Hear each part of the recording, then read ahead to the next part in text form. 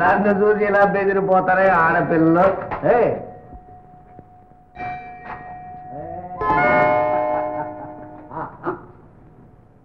రాయుడు గారు, ఇది పవిత్రమైన దేవాలయం.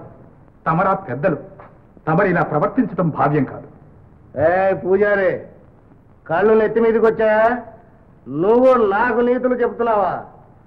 నేనిచ్చే జీతం డబ్బులతో బ్రతుకుతున్నాన సంగతి మర్చిపోకు. ఈ దేవాలయానికి నేను ట్రస్టేని. ఇక్కడ నా మాటకు తిరుగులేదు. రాయుడు గారు, ఇది రామాలయమైన మాట మర్చిపోతున్నా. అయితే మాట్లాడకూడదా? లింగం గారు, అయ్యా అగ్గిపెట్టివ్వండి. పర్వాలేదులే, లోపల దేవుడి దీపం ఉందిగా. బాబు, రాయుడు గారు, ఇది మీకు మర్యాద కాలేదు. మీరు ఇక్కడ సిగరెట్లు ముట్టించడానికి వీల్లేదు. అసలు మీరు లోపలికి వెళ్ళడానికి వీల్లేదు. ముట్టిస్తే అపచారం, మహాపాపం. ఈ పాపపు గాలితో నాకు పని లేదు. పోయా రాయుడు గారు,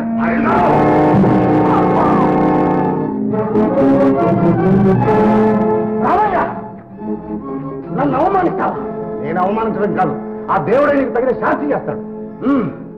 నిన్నే దేవుడు కాపాడతాను, నేను చూస్తాను. ఆచార్యులు గారు, ఇవాళ చాలా చెడ్డ రోజండి. చెడ్డవాళ్ల దగ్గర మంచితనం పనికిరాదు రామయ్య గారు.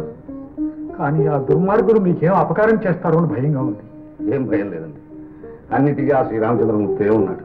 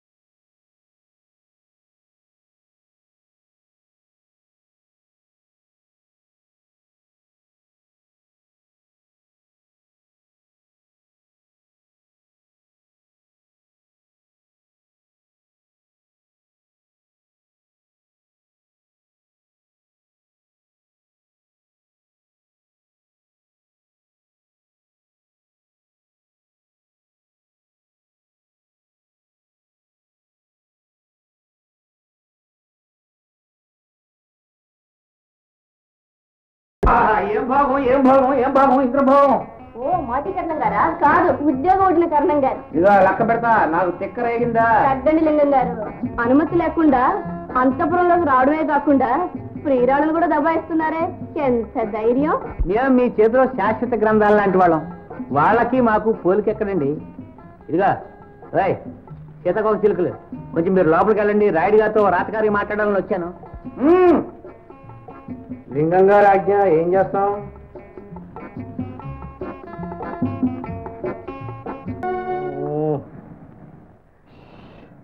అబ్బా, ఎంత పొగరు కాకపోతే ఊరికి రాదు లాంటి రాయుడు గారిని తోసేస్తాడా?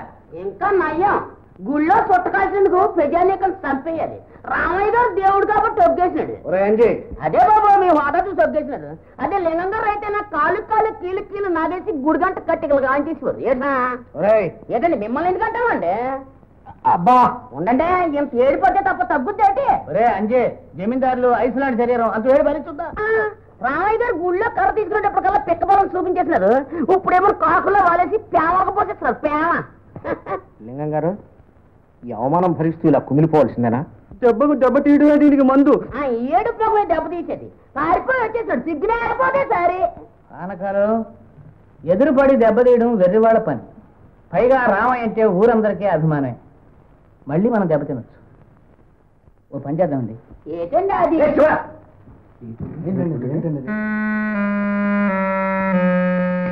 బాగుంది, అలా కానివ్వండి. కానివ్వండి. ఏమిటి బాబు ఈ ఆవేశం? ఏడాది పొడుగున ఎండనక వాననక కష్టపడి పండించిన పంటంతా బూడిద పాలైపోయింది. ఎవరు తీసుకుంటారు ఈ ఘోరం? నాకు అర్థం కావడం లేదు. మీ అన్నయ్య రాయుడు గారిని చూసి అవమానం చేశాను. ఆయన గుండెల్లో మంట ఎలా చల్లారుతుందా అని. ఇప్పుడు పంట కాలిపోయింది. మీ చెల్లెలు పెళ్లి కోసం చేసిన అప్పు ఎలా తీరుస్తారా అని నా బాధ. రాయుడే చేయించుంటారా? రాయుడు గారు ఒక్కనాడికి అటువంటి పని చేయరు. అప్పు తెచ్చుకుంటారు అంతే అంతే అంతే. రావయ్యా, నువ్వు ఇంత బాధపడుతున్నావు, మీ అన్న ఏమైనా బాధపడుతున్నాడా?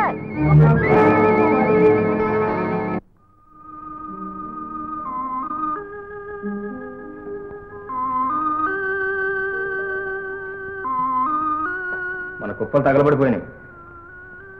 విన్నాను తమ్ముడు. వినే ఇంత ధైర్యంగా కూర్చున్నావనే? ధైర్యంగా కాదు, దైన్యంగా. కుప్పలు అంటుకున్న తర్వాత ఆరవని నాకు బాగా తెలుసు. అవును, రాయుడు గారి గుండెల్లో మంటల్లా. అంటే అసలే మనం అప్పుల్లో ఉన్నాం. దానికి తోడు నువ్వు రాయుడు గారితో కోరి విరోధాన్ని తెచ్చుకున్నావు. ఈ సంవత్సరం అంతా మనం ఎలా బ్రతుకుతాం? ఈ కష్టాల్లో మనం ఎవరు ఆదుకుంటాం? ఆ రామచంద్రమూర్తి ఆదుకుంటాడు. రామచంద్రమూర్తి మాట్లాడితే ఒక మంత్రం అయిపోయింది. నీకంత నమ్మకం ఉంటే అంటుకున్న కుప్పలు ఆర్పలేపడే రామచంద్రమూర్తి. తమ్ముడు, ఏమిటా మాట? నువ్వేమన్నా ఆనందించుకుంటే నన్నను, అంతేగాని మన కులదైవం ఆ శ్రీరామచంద్రమూర్తిని ఏమన్నా అన్నావా? సరే వెళతాను. ఎందుకు వెళ్ళాం? ప్రతిసారి నాకేమీ తెలియదంటూనే నా నోరు మూయిస్తున్నా. చిన్ని పెళ్లి కూడా నాకు తెలియకుండా నువ్వే నిర్ణయం చేసి భూమి తనఖా పెట్టి వచ్చిన 10,000 కట్న కింద వాళ్ళ ముఖాన్ని వచ్చావు. లాంఛనాలంటూ ఇల్లంతా పూడ్చిపెట్టావు. నువ్వు చేసిన అప్పులన్నీ ఎవరు తీరుస్తాడు? నేను తీరుస్తాను. తీర్చు. ఎలా తీరుస్తావు? నేను చూస్తాను.